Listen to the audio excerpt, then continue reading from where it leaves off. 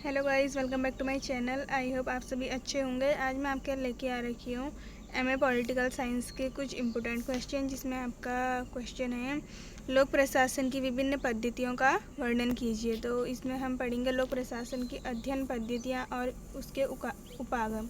या तो स्टार्ट करते हैं। लोक प्रशासन की अध्ययन पद्धतियाँ या उपागम। लोक प्रशासन के अध्ययन की पद्धतियों या उपागमों को 3 वर्गों में रखा जा सकता है। नंबर 1 है परंपरागत अध्ययन उपागम, नंबर 2 है व्यवहारवादी उपागम, नंबर 3 है व्यवस्था उपागम। तो फर्स्ट स्टार्ट करते हैं पहले परंपरागत अध्ययन, जिसमें है आपका सामान्यतः सभी विज्ञान के अध्ययन के लिए 2 पद्धतियाँ प्रयोग में लाई जाती हैं। नंबर 1 दिया है आपका आगमनात्मक पद्धति और निगमनात्मक पद्धति। तो इसमें देखते हैं, प्रथम पद्धति को दार्शनिक पद्धति भी कहा जाता है, क्योंकि इसमें अध्ययनकर्ता सामान्य से विशेष की ओर जाते हैं। आगमनात्मक पद्धति वैज्ञानिक पद्धति भी कही जाती है, क्योंकि इसमें पर्यवेक्षणों, परीक्षणों तथा तुलनात्मक अध्ययनों का भी प्रयोग किया जाता है। द्वितीय पद्धति में अध्ययनकर्ता वस्तु विशेष का वस्तुपरक अध्ययन, पर्यवेक्षण तथा परीक्षण करने के बाद अनुभव के आधार पर सामान्य सिद्धांतों का प्रतिपादन करता है। भौतिक विज्ञान के अध्ययन के लिए निगमनात्मक पद्धति का ही प्रयोग किया जाता है, परंतु समाजशास्त्र के विषयों के लिए इस पद्धति का प्रयोग नहीं किया जा सकता, वरन प्रत्येक उद्देश्य पूरा करने वाली पद्धति को अपनाया जाता है। वाइट के अनुसार लोक प्रशासन के अध्ययन के लिए बहुत से मार्ग हैं। और फिर है आधुनिक युग में उक्त 2 पद्धतियों के अतिरिक्त कुछ अन्य परंपरागत पद्धतियां समाज विज्ञान के अध्ययन के लिए विकसित हुई हैं। मुख्य पद्धतियां निम्न प्रकार हैं। नंबर 1 है ऐतिहासिक पद्धति। यह पद्धति सामान्य रूप से विभिन्न विषयों में प्रयुक्त होती है। लोक प्रशासन के अध्ययन के लिए इतिहास का ज्ञान बहुत आवश्यक है। कौटिल्य के अर्थशास्त्र तथा मुगल शासकों के प्रशासन से संबंधित पुस्तकों द्वारा अतीत के प्रशासन पर बहुत प्रकाश पड़ता है। प्रत्येक देश के प्रशासन पर प्राचीन परंपराओं का प्रभाव पड़ता है। वास्तव में लोक प्रशासन में ऐतिहासिक पद्धति के प्रयोग द्वारा उसे सही दिशा प्रदान की जा सकती है। अनेक वर्तमान प्रशासनिक समस्याओं का समाधान संचित ऐतिहासिक प्रशासकीय अनुभवों द्वारा किया जा सकता है। इतिहास के अभाव में प्रशासनिक ज्ञान अपूर्ण होगा।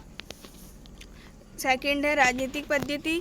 अब यह विचारधारा अर्थहीन हो गई है कि प्रशासन राजनीति से पृथक होना चाहिए। जॉन गॉस और पॉल एच एपलबी के अनुसार इसका अध्ययन राजनीतिक दृष्टिकोण से होना चाहिए। लोक प्रशासन को राजनीति का व्यवहारिक रूप भी कहा जा सकता है।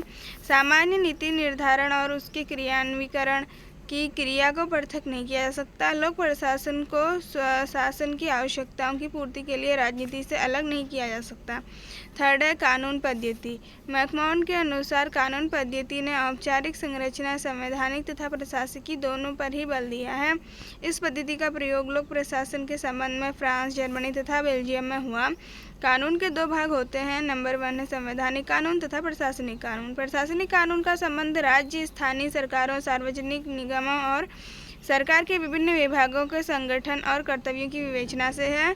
अमेरिका और ब्रिटेन में भी इस दृष्टि के समर्थन पाए जाते हैं। इस पद्धति का मुख्य दोष यह है कि इसमें सामाजिक, वैज्ञानिक तथा मनोवैज्ञानिक दृष्टिकोण को कोई महत्व नहीं दिया गया है। MP शर्मा ने इस पद्धति की आलोचना करते हुए कहा कि प्रशासन का कानूनी अध्ययन औपचारिक तथा सैद्धांतिक बन जाता है और प्रशासनिक क्रियाओं एवं व्यवहार संबंधी मूल स्रोतों का अभाव होता चला जाता है। 4 है वैज्ञानिक पद्धति। अमेरिका में इस पद्धति को बहुत मान्यता प्राप्त हो रही है। इस क्षेत्र में FW टेलर के द्वारा सर्वप्रथम की गई अमेरिकियों के अनुसार व्यक्तियों का प्रबंध एक वैज्ञानिक समस्या है। इस पद्धति द्वारा लोक प्रशासन के विषय में कुछ निश्चयात्मक और कुछ कम निश्चयात्मक रूप से सामान्य सिद्धांतों तथा नियमों को प्रतिपादित किया जा सकता है। इस पद्धति के 4 मुख्य भाग निम्नलिखित हैं। नंबर 1 है प्रशासन तथा जनता में संबंध स्थापित करना। नंबर 2 है जनता के सामने प्रस्तुत कार्यों का विश्लेषण। नंबर 3 है लक्ष्यों से संबंध अनुभवों का प्रयोग करना। और नंबर 4 है आदर्श नेतृत्व आदि के द्वारा लक्ष्यों के भिन्न समूहों में संबंध स्थापित करना। प्रबंधन संबंधी अध्ययन सर्वप्रथम व्यापार के क्षेत्र में प्रारंभ हुआ, परंतु अब यह सार्वजनिक मामलों में भी प्रयुक्त होता है। वैज्ञानिक प्रबंधन के समर्थक समस्याओं पर वैज्ञानिक दृष्टिकोण द्वारा विचार करते हैं। डेविड लिलियथन ने जनता की मांग का समर्थन करते हुए कहा कि शासन में आधुनिक प्रबंध के तत्वों को अपनाया जाना चाहिए, परंतु लोक प्रशासन में वैज्ञानिक पद्धति के प्रयोग की कुछ कमियां हैं। इस पद्धति द्वारा प्राप्त परिणाम भौतिक विज्ञान की भांति निश्चित व परिशुद्ध नहीं हो सकते हैं। साथ ही लोक प्रशासन से संबंध अन्य सामाजिक शास्त्रों से पृथक एवं एकपक्षीय अध्ययन द्वारा कुछ हानिकारक परिणाम भी निकल सकते हैं। 5 है समस्यात्मक विधि। इस पद्धति को विकसित करने में अमेरिका ने बहुत योगदान दिया। हार्वर्ड व्यावसायिक प्रशासन के स्नातक स्कूल में सर्वप्रथम लोक प्रशासन के मामले तैयार किए गए। इस पद्धति का मुख्य उद्देश्य यह जानना है कि किसी विशेष परिस्थिति का जन्म क्यों तथा कैसे हुआ, उस परिस्थिति का समाधान किस प्रकार किया गया, वह समाधान में कौन सी विधि या साधनों का प्रयोग किया गया। इस सिद्धांत के समर्थक के अनुसार इस पद्धति का उचित व पर्याप्त मात्रा में प्रयोग होने पर लोक प्रशासन के संबंध में ऐसे सिद्धांतों को प्रतिपादित किया जा सकता है जिनका प्रयोग प्रशासनिक समस्याओं को सुलझाने में किया जाता है। परंतु यह पद्धति तभी सफलता प्राप्त कर सकती है जबकि प्रयोगकर्ता प्रतिभाशाली और विवेकशील हो तथा विभागीय फाइलें व अभिलेख निरीक्षण के लिए उपलब्ध हों। वास्तव में यह पद्धति प्रशासकों में के सहयोग से ही सफल हो सकती है। नेक्स्ट 6 है मनोवैज्ञानिक पद्धति। डॉक्टर MP शर्मा के कथानुसार मनोवैज्ञानिक दृष्टि से प्रशासन आवश्यक रूप से मानव संबंधी एक समस्या है। मिस फॉलेट ने मनोवैज्ञानिक पद्धति के विकास में बहुत योगदान दिया है। उनके अनुसार लोक प्रशासन और मानव संबंधों को पृथक नहीं किया जा सकता है। कुछ विद्वानों ने लोक प्रशासन के अध्ययन के लिए मनोवैज्ञानिक पद्धति का समर्थन किया है। उनके अनुसार मनोविज्ञान तथा लोक प्रशासन दोनों का संबंध मानव आचरण से है। 7 है संस्थागत पद्धति। इस पद्धति का संबंध राज्य के भागों और अंगों से है। वास्तव में यह उनके कार्यों का वर्णन करती है, परंतु इसके साथ ही यह संगठन और प्रक्रियाओं में सुधार के लिए भी सुझाव देती है। इस विषय में मैकमोहन ने कहा है कि सरकार विशेष के विशिष्ट भागों व अंगों से संबंध का अर्थ है कि संस्थागत पद्धति वास्तविक प्रशासन की सर्वव्यापक विशेषताओं पर केवल सीमित ध्यान देती है। 8 है परिणात्मक मापन पद्धति। इसमें हम पढ़ेंगे रिडले तथा साइमन द्वारा इस पद्धति का पूर्ण समर्थन किया गया है। यह पद्धति भौतिक शास्त्रों की प्रगति तथा ज्ञान की वृद्धि के लिए अत्यधिक महत्वपूर्ण है। लोक प्रशासन में यह पद्धति अधिक सफल नहीं रही है। लोक प्रशासन में यह दो प्रकार से प्रयुक्त की जा सकती है। पहला है प्रशासन के संबंध में जनमत संग्रहण की आवश्यकता पड़ने पर, और दूसरा है उपलब्ध आंकड़ों की नस्सी करने की आवश्यकता पड़ने पर। अब सेकंड है व्यवहारवादी पद्धति का उपागम।